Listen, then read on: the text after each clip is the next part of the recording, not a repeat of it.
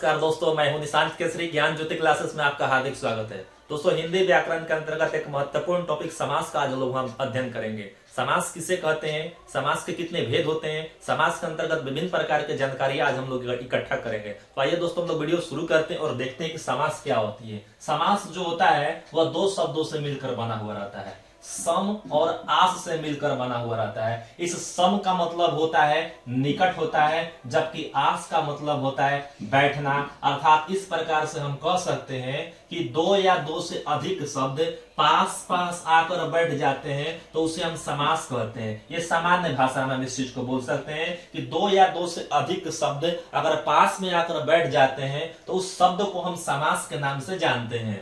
या अर्थात यूं शब्दों में हम कह सकते हैं कि समास का शाब्दिक अर्थ जो होता है वह संक्षेप होता है। संक्षेप के मतलब छोटा। तो किस चीज का छोटा? वाक्यों का। दो या दो से अधिक शब्द मिलकर वाक्य का निर्माण करते हैं, उसी वाक्य का संक्षेप में जो शब्द का निर्माण करते हैं उसी को हम समास बोलते हैं। अर्थात कह सकते हैं कि दो या दो से अधिक शब्दों से मिलकर बने हुए नए सार्थक शब्द को समास कहते हैं। दो या दो से अधिक शब्दों से मिलकर जो नया सार्थक शब्द का निर्माण करता है उसे हम समास कहते हैं। जैसे कि संधि में क्या होता था, संधि में दो या दो से अधिक वर्णों का मेल होता था तो उसे संधि कहा जाता था। जबकि यहाँ पर क्या होता है, समास के अंतर्गत दो या दो से अधिक शब्दों का मेल करवाया जाता है, योग करवाया जाता है तो उसे हम समास कहते हैं। समास के अंतर्गत हम लोग देखेंगे समस्त पद क्या होते हैं। इसी समस्त पद को सामासिक पद के नाम से भी जाना जाता है। पद के मतलब वही शब्द ही हो जाएगा।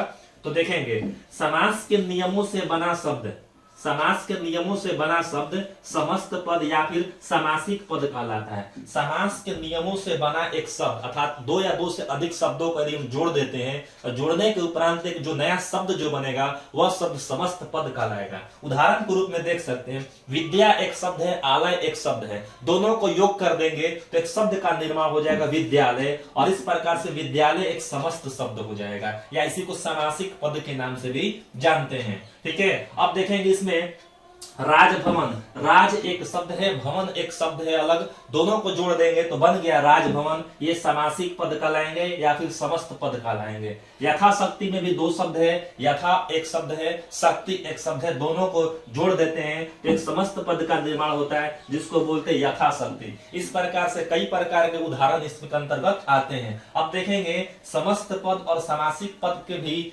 उसमें अन्य भेद होते हैं। जैसे कि समास रचना के आधार पर प्रायः दो पद होते हैं। समास रचना के आधार पर दो पद होते हैं। पहले पद को हम पूर्व पद बोलते हैं और दूसरे पद को उत्तर पद के नाम से जाना जाता है। यानी कि पहले पद को हम क्या बोलेंगे, पूर्व पद बोलेंगे, और बाद वाले पद को उत्तर पद के नाम से जाना जाता है। एक उदाहरण से आज हम लोग समझेंगे। राजभवन एक उदाहरण लिए। राजभवन आप लोग को पता होगा कि राज में दो शब्द आ रहे हैं, एक राज है दूसरा भवन है। यह राज जो होता है शब्द जो है वह पूर्व पद कहलाता है। पूर्व पद जो हो जाएगा वह राज हो जाएगा, जबकि इसके बाद वाला शब्द जो भवन जो है उस भवन को उत्तर पद के नाम से जानते हैं, अर्थात उत्तर पद इसमें भवन हो जाएगा। ठीक उसी प्रकार से इस उदाहरण में विद्यालय में क्या होगा, विद्या जो हो जाएगा पूर्व पद होगा, आलय जो होगा उत्तर पद होगा। अगर बात करेंगे यथाशक्ति में तो यथाशक्ति में यथा जो होगा वह पूर्व पद होता है, जबकि शक्ति क्या होगा, उत्तर पद होगा। अब हम लोग देखेंगे इसमें समास विग्रह। विग्रह का मतलब अलग करना। समास को हम जब अलग करते हैं किस प्रकार से हम इसको अलग करते हैं, इसके नियम होते हैं, आगे हम लोग नियम समझेंगे। तो समास विग्रह क्या होते हैं देखिएगा, समस्त पद के सभी पदों को, समस्त पद के अंदर का दो पद पूर्व पद और उत्तर पद, इसको अलग अलग करने की प्रक्रिया को हम क्या कहते हैं, समास विग्रह के नाम से जाना जाता है। अर्थात समास विग्रह क्या होता है, समस्त पदों के सभी पदों को अलग अलग करने की प्रक्रिया को समास विग्रह के नाम से जाना जाता है। उदाहरण के रूप में हम देख सकते हैं यहाँ पर तीन उदाहरण से। विद्यालय एक क्या है, सामासिक पद है। इसका हम विग्रह कैसे करते हैं तो देखिएगा, विद्या के लिए आलय अर्थात विद्या का जहां पर स्थान होता है उस स्थान को हम विद्यालय बोलते हैं और विद्यालय में जाकर हम ज्ञानार्जन करते हैं। तो इस प्रकार इतने सारे एक वाक्य के लिए अर्थात दो या दो से अधिक शब्दों के लिए एक शब्द आया विद्यालय, और इसका विग्रह हम करते हैं विद्या के लिए आलय। ठीक उसी प्रकार से हम देखेंगे राजभवन। तो राजभवन का जो विग्रह जो होगा, राजभवन का जो विग्रह जो होगा राजा का भवन होगा। यथाशक्ति का जो विग्रह सामासिक विग्रह जो होगा शक्ति के अनुसार होगा। इसमें क्या होती है, कि समासिक पद में अर्थात कह सकते समास के अंतर्गत हम इस चीज का विग्रह करते हैं। इस प्रकार हम लोग देखें कि समास विग्रह क्या होती है। अब हम लोग देखेंगे समास के कितने प्रकार होते हैं। समास के विभिन्न प्रकार देखेंगे। समासिक पदों, अभी बताएं आप लोगों को समासिक पद क्या होता है। तो इसी समासिक पद की प्रधानता के आधार पर समास 4 प्रकार के होते हैं। याद रखिएगा, कहीं कहीं 6 देता है, लेकिन हम यहाँ पर क्या अर्थ लगाते हैं कि समासिक पद की प्रधानता यानी पूर्व पद और उत्तर पद की प्रधानता को दृष्टिकोण में रखते हुए समास के 4 प्रकार होते हैं। जैसे कि देखिएगा, यदि प्रथम पद की प्रधानता अर्थात प्रथम पहला पद पूर्व पद की प्रधानता होती है तो वो समास अव्ययीभाव समास कहलाते हैं। उत्तर पद की प्रधानता, उत्तर पद यानी बाद वाली पद की प्रधानता के आधार पर इसमें 3 प्रकार के समास आएंगे। तत्पुरुष समास, कर्मधारय समास, देहू समास होते हैं उत्तर पद की प्रधानता के आधार पर। अब बात करेंगे दोनों पद की प्रधानता हो अर्थात वैसा समास जिसमें दोनों पद की प्रधानता, पूर्व पद की भी प्रधानता हो और उत्तर पद की भी प्रधानता हो, वे द्वंद्व समास कहलाते हैं। और दोनों पद अप्रधान अर्थात ऐसा समास जिसमें न पूर्व पद की प्रधानता ना ही उत्तर पद की प्रधानता, दोनों में से किसी पद की प्रधानता नहीं होती है अर्थात अप्रधान होता है, वो बहुब्रीहि समास कहलाता है। इस प्रकार यहाँ पर हम लोग देखें कि प्रधानता के आधार पर 4 प्रकार के समास। इसके अंतर्गत अव्ययीभाव, तत्पुरुष, कर्मधारय, द्विगु, द्वंद्व और बहुब्रीहि समास होते हैं। प्रत्येक इन 6 समासों का अलग अलग क्रमबद्ध रूप से हम लोग अध्ययन कर रहे हैं। तो इस चीज को हम लोग देखेंगे। पहला जो होगा आपका अव्ययीभाव समास होता है। अव्ययीभाव समास किसे कहते हैं, किस प्रकार से हम इसको पहचान करेंगे, इसके बारे में आज हम लोग जानकारी ले रहे हैं। देखेंगे आप अव्ययीभाव समास क्या होता है। जिस समास का पूर्व पद प्रधान हो अर्थात अभी आप लोग को बताएं, यदि पूर्व पद की प्रधानता हो, प्रथम पद की प्रधानता हो, वह अव्ययीभाव समास कहलाता है। साथ ही साथ अव्ययीभाव समास में अव्यय लगा हुआ रहता है, अव्यय हो उसे अव्ययीभाव समास कहते हैं। अब ये अव्यय होते क्या है तो इसको समझेंगे यहाँ पर आप लोग।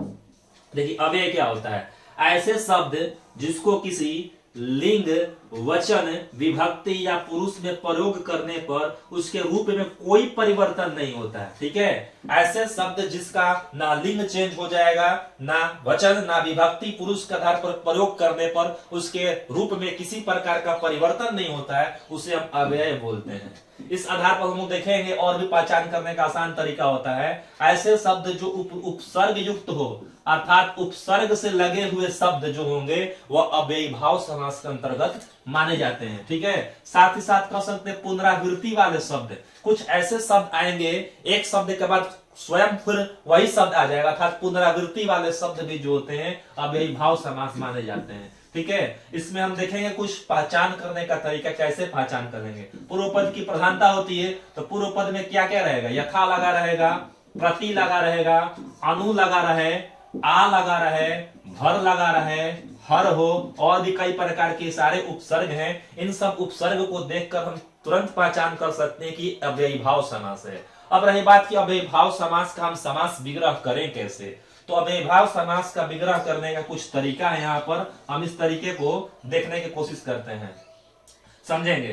पहला तरीका क्या होता है, पूर्व पद यदि आ से जुड़ा हो यानी आ उपसर्ग लगा रहेगा, पूर्व पद में प्रथम पद में आ लगा रहेगा उपसर्ग, तो उसका विग्रह करने में ठीक है अंत में तक लिखा जाता है। ठीक है, यानी कि पूर्व पद आ उपसर्ग हो तो विग्रह में अंत में तक लिखेंगे। कैसे, तो कुछ उदाहरण से देखेंगे। जैसे कि उदाहरण है यहाँ पे आ जन्म, आ जन्म, आ मरण, आ कंठ, आ जीवन, आन अजानु बाहु, आपाद मस्तक, इस प्रकार से उदाहरण है। इसका विग्रह हम करते हैं। देखिएगा, आ जन्म अर्थात जन्म तक, देखिए लास्ट में तक लगा ना, आ मरण मरण तक, आ कंठ कंठ तक, आ जीवन जीवन रहने तक। ठीक है, आ जानू बाहु बाहु से जानू, जानू मतलब घुटना घुटने तक। ठीक है, आपाद मस्तक यानी कि मस्तक से पाद तक, पाद मतलब यहाँ पे पैर से अर्थ लगाएंगे। ठीक है, इस प्रकार ये विग्रह होता है।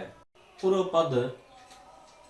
पद यथा उपसर्ग से हो तो विग्रह के अंत में अनुसार शब्द, ठीक है, पूर्व पद यदि यथा से प्रारंभ होता है, ठीक है, तो उसमें क्या करेंगे, अंत में विग्रह करते समय अंत में अनुसार या फिर वाक्य प्रारंभ करने में हम जैसा या जैसी लिखा जाता है। जैसे कि देखिए उदाहरण में यथा शक्ति, यथा, इन सारे शब्द में इन सारे उदाहरण में देखेंगे यथा उपसर्ग लगा हुआ है। यथाशक्ति यानी कि शक्ति के अनुसार, यथासंभव जैसा संभव हो, या फिर कह सकते हैं कि जिस प्रकार से संभव हो, यथासंभव जैसा संभव हो, ठीक है।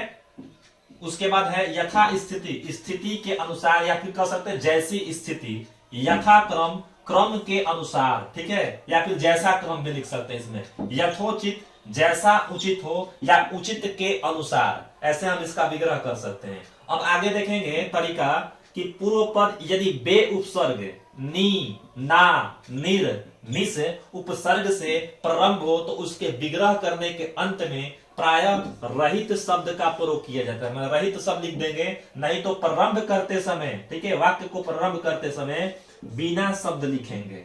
अब देखेंगे कैसे, देखिएगा, जैसे कि वेदाग लिखा है, वेदाग, वेदाग यानी कि बिना दाग के, इसको लिख सकते हैं दाग से रहित, ठीक है। बेवजह यानी कि बिना वजह के, या फिर इसको लिख सकते हैं वजह से रहित। उसके बाद बेचैन, बेचैन का हो जाएगा विग्रह बिना बेचैन, बिना चैन के, या फिर चैन से रहित, इस प्रकार से विग्रह होता है। जैसे आप देखेंगे यहाँ पर उदाहरण निडर, निडर है बिना डर के अर्थात डर से रहित। निश्चिंत, निश्चिंत यानी बिना चिंता के अर्थात चिंता से रहित। निर्विवाद, निर्विवाद यानी बिना विवाद के अर्थात विवाद से रहित। नासमझ, बिना समझ के समझ से रहित। नापसंद, बिना पसंद के पसंद से रहित। इस प्रकार से हम विग्रह करते हैं। यदि पूर्व पद प्रति उपसर्ग लगा हो अर्थात कह सकते प्रति उपसर्ग से प्रारंभ हो कोई शब्द, तो विग्रह करते समय अंत में, ठीक है, मुख्य शब्द को हम 2 बार लिख सकते हैं, या फिर प्रारंभ में हर शब्द का प्रयोग करके लिखें। जैसे देखिएगा प्रतिदिन, प्रतिदिन का विग्रह आप ऐसे कर सकते हैं हर दिन, या फिर दिन दिन। देखिए मुख्य शब्द इसमें दिन है, दिन का दोहरीकरण हुआ था, 2 बार उसको पुनरावृत्ति कर देंगे। प्रति वर्ष, हर वर्ष, या फिर वर्ष वर्ष लिख सकते हैं। प्रत्येक, हर एक, एक एक होता है। इस प्रकार से और भी कई प्रकार के उदाहरण होते हैं। अब देखिए इसके अलावा प्रति उपसर्ग युक्त पदों के अन्य कुछ उदाहरण आपको देखने को मिलता है। जिसे प्रतिबिंब का विग्रह जो होगा बिंब का बिंब होता है। प्रतिघात का होगा घात के बदले घात। प्रत्येक, प्रत्यारोप का होगा आरोप के बदले आरोप। और प्रतिद्वंदी का हो जाएगा द्वंद्व करने का विरोधी। अव्ययी भाव समास के अंतर्गत पुनरावृत्ति वाले जो शब्द होते हैं वो भी अव्ययी भाव समास कहलाते हैं। जैसे देखेंगे साफ साफ, यहाँ पे साफ जो शब्द है 2 बार आया है। साफ साफ, साफ के बाद साफ, हाथों हाथ, हाथ ही हाथ में, एकाएक, एक के बाद एक, ये सब अव्ययी भाव समास के उदाहरण है। बार बार, बार के बाद बार। लूटम लूट, ठीक है, लूटम लूट, लूट के बाद लूट। मारा मारी, मार के बाद मार। रातों रात, रात ही रात में। भागम भाग, भागने के बाद भाग। पल पल यानी कि हर पल। ये जितने सारे उदाहरण आप देख रहे हैं अव्ययी भाव समास के उदाहरण होते हैं। कुछ अन्य उदाहरण लेंगे जो अव्ययी भाव समास के होते हैं, जैसे सपरिवार, भर पेट, अनुदान, दिन भर, भरसक, भर पेट, दिनानुदीन, समक्ष, निर्भय। ये जितने सारे अभी हम लोग देखे सब अव्ययी भाव समास के उदाहरण है। अब हम लोग देखेंगे तत्पुरुष समास क्या होते हैं। समास का दूसरा प्रकार तत्पुरुष समास देखेंगे। तत्पुरुष समास क्या होता है, देखिएगा, जिस समास में उत्तर पद प्रधान हो, ठीक है, अभी बताएं उत्तर पद प्रधान हो। इससे पहले बताए थे अव्ययी भाव समास, उसमें पूर्व पद की प्रधानता होती थी। इस तत्पुरुष समास में क्या होता है, उत्तर पद की प्रधानता अर्थात द्वितीय पद अर्थात बाद वाले पद की प्रधानता होती है, तथा दोनों पदों के बीच अर्थात पूर्व पद और उत्तर पद के बीच कारक चिन्ह लुप्त होते हैं। देखिएगा कारक चिन्ह, यहाँ पर भी चर्चा करेंगे कारक चिन्ह क्या होता है। कारक चिन्ह लुप्त होते हैं, उसे तत्पुरुष समास कहा जाता है। जैसे कि देखिएगा राजकुमार एक शब्द है, ये राजकुमार, राजकुमार में राज जो है वह पूर्व पद है, कुमार जो है उत्तर पद है। इसमें उत्तर पद की प्रधानता होती है, यानी कि राजकुमार का मतलब राजा का कुमार। उसके बाद प्रयोगशाला, प्रयोग के लिए शाला। इस प्रकार से कई प्रकार के उदाहरण बनते हैं। तो उदाहरण जानने से पहले हम इसके कुछ सामान्य बातें जानकारी इकट्ठा कर लेते हैं। जैसे देखिएगा तत्पुरुष समास जो होता है इसके बीच कारक चिन्ह लुप्त होते हैं। कारक चिन्ह क्या होते हैं यहाँ पर चर्चा करेंगे। हालांकि आप लोग कारक चिन्ह जानते भी होंगे, लेकिन फिर भी यहाँ पर इसकी चर्चा करना थोड़ा उचित होगा। तो देखेंगे विभक्ति, विभक्ति 8 प्रकार की विभक्ति होती है, जैसे कि प्रथमा, द्वितीया, तृतीया, चतुर्थी, पंचमी, षष्ठी, सप्तमी और संबोधन। कारक चिन्ह देखेंगे कर्ता ने, कर्म को करण से के द्वारा भी, संप्रदान के लिए अपादान से अलगाव और जुदाई का बोध होता है, साथ ही साथ संबंध का होता है, कारक चिन्ह जो होता है का के की होता है, अधिकरण जो होता है में पर होता है, संबोधन हे अरे ओ। ये 8 प्रकार के कारक होते हैं, 8 प्रकार के कारक और 8 प्रकार के उसके कारकों के चिन्ह होते हैं, यहाँ पर विभक्ति होते हैं। इसी के आधार पर तत्पुरुष समास का कह सकते वर्गीकरण किया गया है। अब तत्पुरुष समास देखेंगे, कारक चिन्हों के आधार पर तत्पुरुष समास 6 प्रकार के होते हैं, याद रखिएगा। यहाँ पर तो कारक चिन्ह 8 होते हैं, लेकिन तत्पुरुष समास के अंतर्गत 6 प्रकार के होते हैं। तो इसमें कौन कौन से छोड़ दिया जाता है तो देखिएगा यहाँ पर कर्म कारक से लेकर अधिकरण कारक तक के को लेकर तत्पुरुष समास बनाया जाता है। अर्थात इसमें होगा क्या कि प्रथमा विभक्ति अर्थात कर्ता कारक को छोड़ देंगे और अंतिम वाले विभक्ति संबोधन विभक्ति अर्थात संबोधन को छोड़कर बाकी जो शेष जो बचेगा कर्ता कारक से लेकर अधिकरण कारक तक, ये तत्पुरुष समास इसी के आधार पर वर्गीकरण किया जाता है। इसके संदर्भ में हम पहला तत्पुरुष समास देखेंगे, ठीक है। कर्म तत्पुरुष, क्योंकि यहाँ पे कर्म से स्टार्ट होगा, द्वितीय से स्टार्ट होगा और सप्तमी तक चलेगा। तो कर्म तत्पुरुष समास को हम द्वितीय तत्पुरुष समास के नाम से भी जानते हैं। तो देखिएगा, इसमें कर्म कारक चिन्ह यानी कि को का लोप हो जाता है। कारक चिन्ह जो होता है, कर्म कारक का कारक चिन्ह जो होता है को होता है, इसका लोप हो जाता है। जैसे उदाहरण के रूप में आप लोग देखिएगा, एक उदाहरण है यहाँ पर समास है गगन चुंबी। गगन चुंबी का मतलब होगा गगन को चुमने वाला। अर्थात देखिए यहाँ पे जो को जो है ना, इस को का लोप करके समास जब करेंगे तो गगन चुंबी हो जाएगा। ठीक उसी प्रकार से देखेंगे जेब कतरा, जेब को कतरने वाला, चिड़ी मार, चिड़ियों को मारने वाला, गृह आगत यानी कि गृह को आगत, मनोहर मन को हरने वाला, स्वर्ग प्राप्त यानी कि स्वर्ग को प्राप्त, रथ चालक रथ को चलाने वाला, यश प्राप्त यश को प्राप्त, कठ फोड़वा काठ को फोड़ने वाला। ये जो उदाहरण जो आप देख रहे हैं कर्म तत्पुरुष समास द्वितीय तत्पुरुष समास के उदाहरण है, और भी बहुत सारे उदाहरण होते हैं। अब हम लोग देखेंगे द्वितीय जो होता है अर्थात तत्पुरुष समास के अंतर्गत दूसरा जो होता है वो देखेंगे यहाँ पर करण तत्पुरुष समास। तत्पुरुष समास का दूसरा प्रकार देख रहे हैं करण तत्पुरुष, इसको तृतीय तत्पुरुष के नाम से जाना जाता है। इसमें क्या होता है, इसमें करण कारक चिन्ह यानी कि से, कर्ता ने कर्म को करण से यानी करण से जो होता है इसका कारक चिन्ह जो होता है, इस चीज का लोप हो जाता है। उदाहरण के रूप में देखिएगा, करुणा पूर्व अर्थात करुणा से पूर्ण, भयाकुल यानी कि भय से आकुल, शोकग्रस्त शोक से ग्रस्त। यहाँ पे सब में देखिए कि कारक चिन्ह से जो होता है किसका, तो करण कारक का जो चिन्ह जो होता है से, इसका लोप हो रहा है यहाँ पर। शोकग्रस्त यानी कि शोक से ग्रस्त, श्रमजीवी श्रम से जीने वाला, रेखांकित रेखा से अंकित, मन चाहा मन से चाहा, जन्मान जन्म से अंधा, उसके बाद है मन गढ़ंत मन से गढ़ा हुआ। ये जो हम देखें यहाँ पर करण तत्पुरुष थे, ठीक है।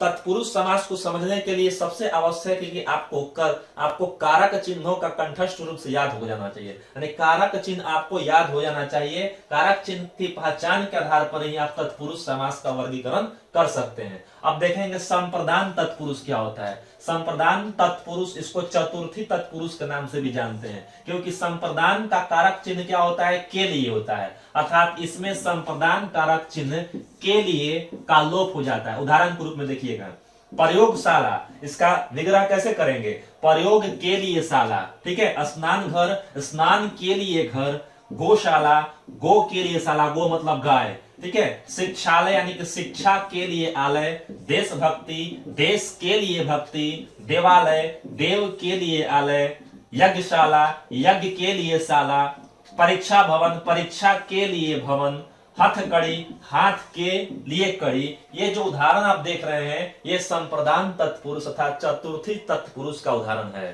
तत्पुरुष समास का चौथा प्रकार देखते हैं आपादान तत्पुरुष, जिसको हम पंचमी तत्पुरुष के नाम से, क्योंकि विभक्ति के क्रम में 5वां नंबर पर आता है, तो पंचमी तत्पुरुष इसको बोलेंगे आपादान तत्पुरुष। इसमें होता क्या है कि इस समास में आपादान कारक चिन्ह से, आपको पता होगा आपादान कारक का चिन्ह जो होता है वो से होता है। से का मतलब यहाँ पर अलग होने का भाव प्रकट करेगा, से जुदाई का अर्थात अलगाव का बोध कराएगा, ठीक है। इस चीज का लोप होता है। उदाहरण के रूप में आप यहाँ पे देखिएगा, देश निकाला अर्थात इसका होगा देश से निकाला, देश से अलगाव होने का बोध हो रहा है। इसी प्रकार अन्य उदाहरण में भी ऐसे समझेंगे हम इस चीज को। धनहीन का मतलब होगा धन से हीन, यानी कि धन से अलगाव होने का बोध हो रहा है यहाँ पर। बलहीन, बल से हीन। ऋण मुक्त, ऋण से मुक्त। पथ भ्रष्ट, पथ से भ्रष्ट। आकाशवाणी, आकाश से वाणी। जीवन मुक्त, जीवन से मुक्त।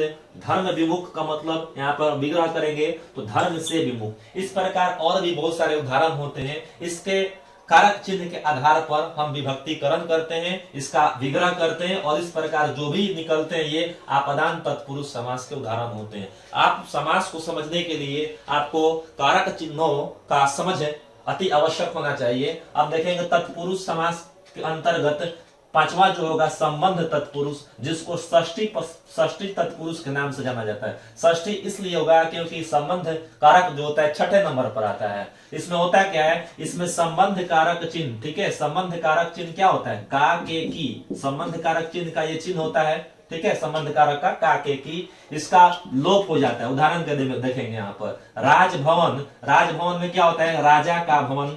सूर्योदय, सूर्य का उदय, ठीक है। गृह कार्य, गृह का कार्य। देश रक्षा, देश की रक्षा। गृह स्वामी, गृह का स्वामी। विद्यासागर, विद्या का सागर। गंगा जल, गंगा का जल, ठीक है। चंद्रोदय, चंद्र का उदय। रामायण, राम का आयन। इस प्रकार ये जो उदाहरण जो होंगे संबंध तत्पुरुष यानी कि षष्ठी तत्पुरुष के उदाहरण हो जाएंगे। अब हम लोग देखेंगे तत्पुरुष समास का अंतिम जो प्रकार जो होता है अधिकरण तत्पुरुष होता है। अधिकरण तत्पुरुष को हम सप्तमी तत्पुरुष के नाम से भी जानते हैं। इसमें क्या होता है कि इसमें अधिकरण कारक, आपको पता होगा अधिकरण कारक का चिन्ह जो होता है में होता है, पर होता है, दो होता है में और पर, ठीक है। इसका लोप हो जाता है, कैसे तो देखेंगे। गृह प्रवेश एक समास है, इसका हम समास विग्रह करेंगे तो गृह में प्रवेश, ठीक है, गृह प्रवेश, गृह में प्रवेश। पुरुषोत्तम, पुरुषों में उत्तम। धर्मवीर, धर्म में वीर। कला श्रेष्ठ, कला में श्रेष्ठ। आनंद मग्न, आनंद में मग्न, ठीक है। कवि श्रेष्ठ, कवियों में श्रेष्ठ। आत्मनिर्भर, आत्म पर निर्भर। आप बीती, आप पर बीती। नरोत्तम, नरों में उत्तम। इस प्रकार बहुत सारे उदाहरण हैं, अभ्यास के माध्यम से हम इसका कर सकते हैं कि पहचान कर सकते हैं। ये तत्पुरुष समास के अंतर्गत 6 प्रकार होते हैं। अब हम लोग देखेंगे कर्मधारय समास क्या होता है। समास का तीसरा प्रकार देखते हैं, यानी कर्मधारय समास।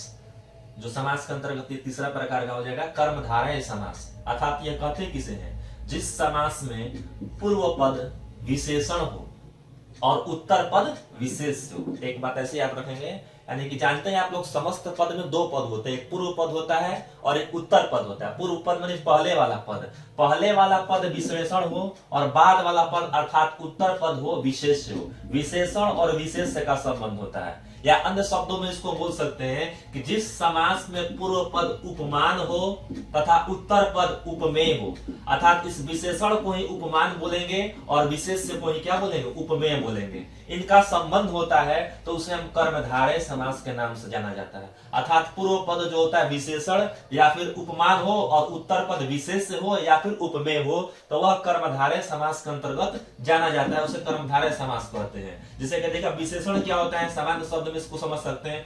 विशेषण या उपमान, देखिएगा संज्ञा व सर्वनाम शब्दों की विशेषता प्रकट करने वाले शब्द, यानी कि वैसे शब्द जो संज्ञा और सर्वनाम की विशेषता बताते हो उस शब्द को हम विशेषण बोलते हैं। आप लोगों को पता भी होता है, विशेषण बोले या फिर उपमान बोलेंगे। अब रही बात कि विशेष से क्या होता है, उपमेय क्या होता है, तो देखिएगा जिस संज्ञा व सर्वनाम शब्दों की, यानी कि जो संज्ञा और सर्वनाम शब्द की जो विशेषता प्रकट करता है उसे हम विशेष से बोलते हैं। अर्थात कह सकते हैं कि जिसके बारे में विशेषता बताई जा रही हो, जिसके बारे में कह सकते उपमान व्यक्त की जा रही हो, उस शब्द को हम उपमेय बोलेंगे। जैसे कि देखिएगा एक उदाहरण के रूप में, मोहन सुंदर है, मोहन सुंदर है, तो यहाँ पे जो मोहन और सुंदर के बीच जो संबंध है यही आपका उपमान और उपमेय का संबंध होता है, विशेषण और विशेष का संबंध होता है। तो देखेंगे कैसे, मोहन सुंदर है, इसमें सुंदर जो होता है वह विशेषण कहलाता है, यानी कि विशेषता बताती है, तो सुंदर विशेषण हो जाएगा, जबकि मोहन क्या होगा, मोहन विशेष हो जाएगा। आप इसको ऐसे भी बोल सकते हैं कि मोहन सुंदर है में सुंदर जो होता है सुंदर उपमान है, जबकि मोहन क्या है, उपमेय है, उपमेय है, ठीक है। इस प्रकार से हम देख सकते हैं। या फिर एक और उदाहरण देख लीजिएगा, वे लोग बहादुर हैं, वे लोग बहादुर है, बहादुर क्या होगा, विशेषण होगा, जबकि वे लोग क्या होगा, विशेष होगा। ये तो आपका एक वाक्य के रूप में था। अगर कोई शब्द के रूप में हो, जैसे कि चंद्रमुखी एक शब्द लेते हैं, चंद्रमुखी आपको पता होगा कि चंद्रमुखी बहुब्रीहि समास होता है। तो चंद्रमुखी में चंद्र क्या है और मुख क्या है, तो इसमें चंद्र जो होगा उपमान होगा और मुख जो होगा वह उपमेय होगा। ठीक है, चंद्र जो है वह चंद्र के समान मुख, यानी चंद्र विशेषता बताता है तो विशेषण हो जाएंगे और मुख क्या हो जाएगा, विशेष हो जाएगा। इस प्रकार से कर्मधारय समास होते हैं। अब कर्मधारय समास के हम कुछ उदाहरण को देखते हैं। देखिएगा उदाहरण, चरण कमल, अर्थात चरण और कमल शब्द से बना है चरण कमल, यानी कमल के समान चरण। ठीक है, तो यह विशेषता यहाँ पर बताया जा रहा है। कमल नयन यानी कमल के समान नयन, प्राण प्रिय प्राणों के समान प्रिय, मृग नयन मृग के समान नयन, महापुरुष महान है जो पुरुष, नीलाकाश नीला है जो आकाश, श्वेत पत्र श्वेत है जो पत्र, परमेश्वर परम है जो ईश्वर। इस प्रकार ये विग्रह हो रहा है, ये बहुब्रीहि समास के उदाहरण हो जाएंगे। महर्षि महान है जो ऋषि, लाल मिर्च, देखिएगा लाल मिर्च की विशेषता बताएगा, मिर्च कैसी है तो लाल है, तो लाल मिर्च लाल है जो मिर्च, अधमरा आधा है जो मरा, पीतांबर पीत है जो अंबर। अब देखिए यहाँ पर कुछ ऐसे कर्मधारय समास के उदाहरण होते हैं जो कि कर्मधारय भी होते हैं और बहुब्रीहि भी होते हैं। इसकी चर्चा दोनों में अंतर जो हो जाएगी, यानी कि कर्मधारय और बहुब्रीहि में क्या अंतर है, इसको हम कुछ देर बाद आगे हम लोग देखते हैं, इसको समझने के बाद। ठीक है, तो देखिएगा पीतांबर यानी पीत है जो अंबर, अर्थात ये बहुब्रीहि समास के अंतर्गत भी आता है और कर्मधारय समास के भी अंतर्गत आता है। अब विकल्प में जो दिया रहेगा उसके अनुसार हम इसका उत्तर का चयन करते हैं।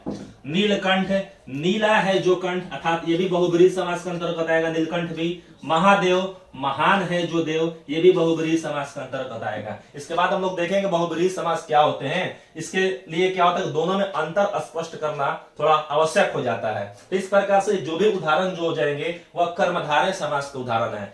समास का चौथा प्रकार द्विगु समास देखेंगे।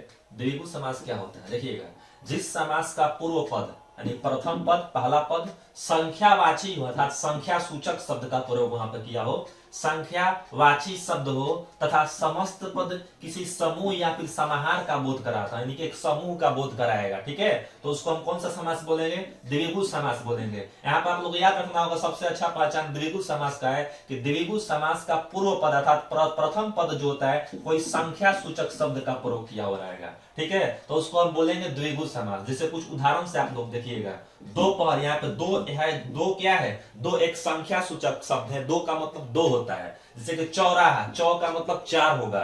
नवरात्रि, नवरात्रि में नौ का मतलब नौ। इस प्रकार शुरुआत समय मतलब शुरू में यानी कि प्रथम पद जो होगा पूर्व पद जो होगा वो संख्या सूचक होगा। दोपहर का विग्रह कैसे करेंगे, दो पहरों का समूह, चौराहा यानी कि चार राहों का समूह, नवरात्र नवरात्रियों का समूह, यहाँ पर समाहार का बोध हो रहा है। सप्ताह 7 दिनों का समूह, तिरंगा 3 रंगों का समूह, चौपाया 4 पांव वाला समूह। ये उदाहरण हो जाएंगे। इसके अलावा कुछ अन्य उदाहरण देख लेंगे। देखिएगा नवरत्न, नवरत्नों का समूह, त्रिलोकी, सप्तसती, त्रिभुज, पंचामृत। ठीक है, पंचामृत 5 अमृत मिलाकर कर सकते हैं, पंचामृत, शताब्दी, अठन्नी। ये सब जो उदाहरण जो हो जाएंगे वो द्विगु समास के उदाहरण हो जाते हैं। कुछ द्विगु समास के ऐसे उदाहरण होते हैं जो कि आपको देखने को मिलता है बहुब्रीहि में भी वो जा सकता है। तो जैसे कुछ देखेंगे आप, चतुर्भुज, चतुर्भुज मतलब 4 भुजाओं का समूह, चतुर का मतलब 4 होता है, यहाँ पर अर्थ लगाएंगे।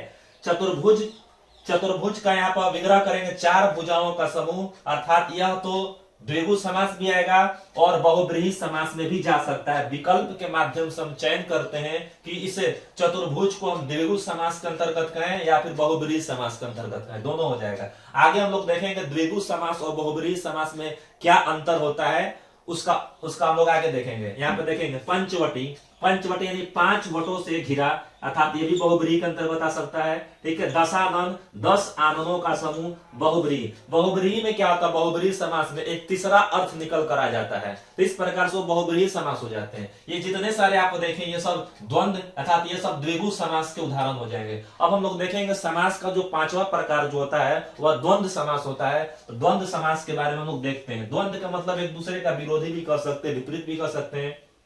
द्वंद्व हो रहा है तो देखिएगा जिस समास के जिस समास के दोनों पद प्रधान हो, अर्थात पूर्व पद और उत्तर पद दोनों पदों की प्रधानता होती है, तो उस समास को हम द्वंद्व समास के नाम से जानते हैं। द्वंद्व समास में देखेंगे कि विग्रह करने पर क्या होता है, विग्रह करने पर और आएगा अथवा या लगता हो, उसे हम द्वंद्व समास कहते हैं। अर्थात दोनों पदों की प्रधानता होने वाले समास को द्वंद्व समास कहते हैं। जब इस द्वंद्व समास का हम विग्रह करते हैं तो विग्रह करने के उपरांत आप और लगा हुआ रहता है, अथवा लगा रहता है, या लगा रहता है, उसे हम द्वंद्व समास कहते हैं। साथ ही साथ अगर द्वंद्व समास की पहचान की बात कीजिएगा, योजक चिन्ह होता है हिंदी में, जिसको इंग्लिश में हाइफन्स बोला जाता है, ठीक है। या योजक चिन्ह ऐसे होता है, यानी बीच में देखिएगा ऐसे लगा रहेगा, इसको योजक चिन्ह बोलेंगे। योजक चिन्ह पहचान करके भी हम लोग इसको कर सकते हैं, ठीक है। लेकिन अगर योजक चिन्ह लगा हो, दोनों शब्द सेम हो, तो वो हो जाता है अव्ययीभाव समास में, जैसा कि पिछले आपको मैं भी बताया वीडियो में,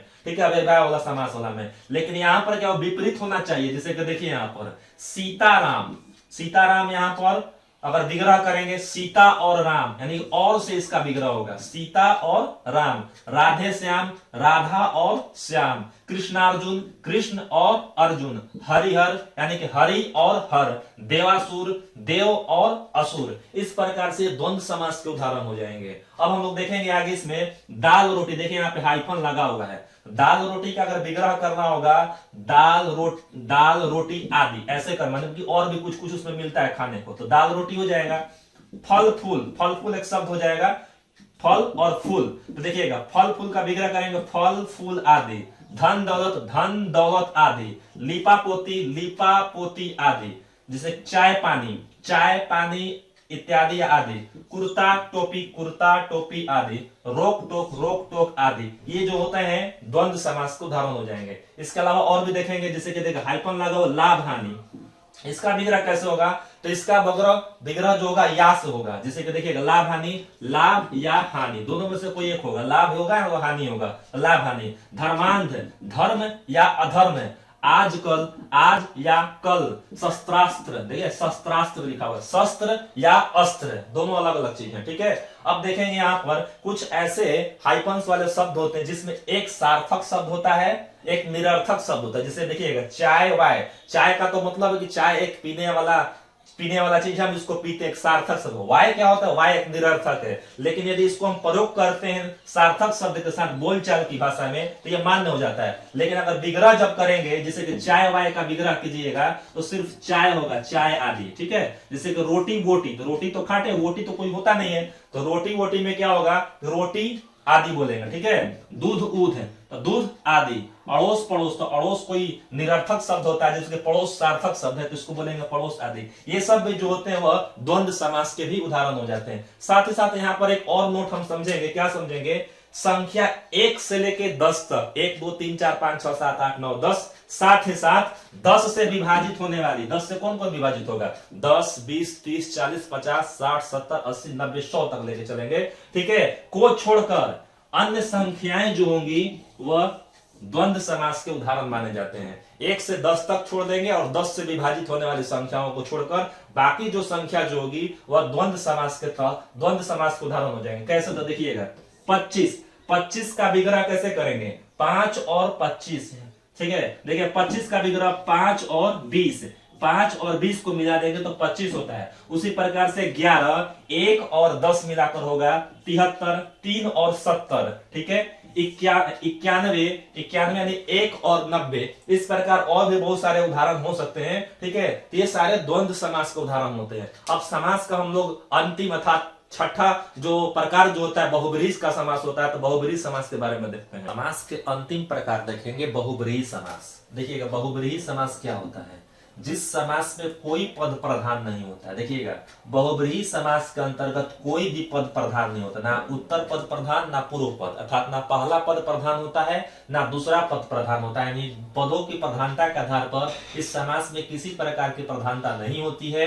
अर्थात होता क्या है, किसी तीसरे पद की ओर संकेत करता है। अर्थात कह सकते दोनों पदों में से किसी पद की प्रधानता न होने पर किसी तीसरे पद की ओर संकेत करता है, उसे हम बहुब्रीहि समास के नाम से जानते हैं। देखिएगा विग्रह करने पर क्या होगा, विग्रह करने पर वाला शब्द आएगा, जो, जिसका, जिसकी, इन शब्द का प्रयोग करके हम विग्रह करते हैं। जैसे कि आप यहाँ पर देख लीजिएगा नीलकंठ, यदि नीलकंठ का विग्रह हम करेंगे तो नीला है कंठ जिसका, अर्थात कंठ कैसा है, नीला है, और नीला है कंठ जिसका चूंकि विशेषता भी बताता है तो ये आपका कर्मधारय भी हो जाएगा। लेकिन यहाँ पर क्या हम पढ़ रहे हैं, विशेष रूप से बहुब्रीहि के अंतर्गत, तो नीला है कंठ जिसका अर्थात हम किसको बोलते हैं, शिव, अर्थात भगवान शंकर को बोला जाता है। तो यहाँ पर हो जाएगा नीलकंठ एक बहुब्रीहि समास, ठीक है। लंबोदर, लंबा है उदर जिसका अर्थात गणेश, गणेश भगवान को बोलते हैं लंबोदर। तीसरा अर्थ निकल रहा है, दोनों में से किसी पद की प्रधानता नहीं हो रही है। त्रिलोचन, तीन है लोचन जिसके अर्थात शिव शंकर जी को बोलते हैं।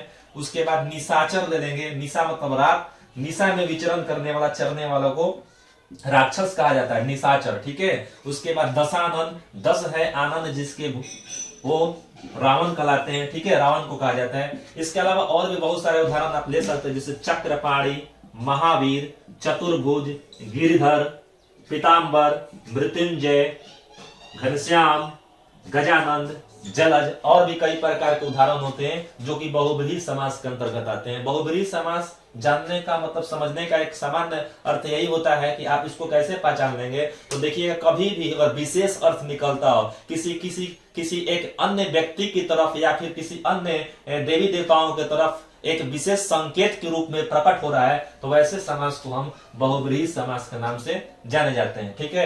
अब देखेंगे समास के अंतर्गत एक अन्य प्रकार जो होता है, जो तत्पुरुष समास के अंतर्गत आते हैं। तत्पुरुष समास के जितने हम लोग 6 प्रकार के समझे, उसके अलावा एक अन्य प्रकार भी होते हैं तत्पुरुष समास में, जिसको नैय समास के नाम से जाना जाता है, ठीक है। नैय समास जो होता है तत्पुरुष समास के अन्य प्रकार में आ जाते हैं, ठीक है। तो देखिएगा जिस समास के पूर्व पद यानी पहले पद में निषेध सूचक शब्द, निषेध मतलब नकारात्मक शब्द, ठीक है, नकारात्मक शब्द आता है उसे हम नैय समास कहते हैं। नकारात्मक शब्द कौन कौन, अ, अन, न, ना, गैर, ये सब शब्द जो होते हैं नकारात्मक शब्द होते हैं। यदि इससे शुरुआत होती है तो वह समास नैय समास के अंतर्गत आता है। जैसे कि देखिएगा अधर्म, न धर्म, अनिष्ट, न इष्ट, नकारात्मक हो रहा है, ठीक है। अनावश्यक, न आवश्यक यानी आवश्यक नहीं है, ना पसंद, न पसंद, गैर वाजिब, न वाजिब, अगोचर, न गोचर। इसके अलावा अन्य उदाहरण आप देख सकते हैं, अचल, अजन्मा, अनंत,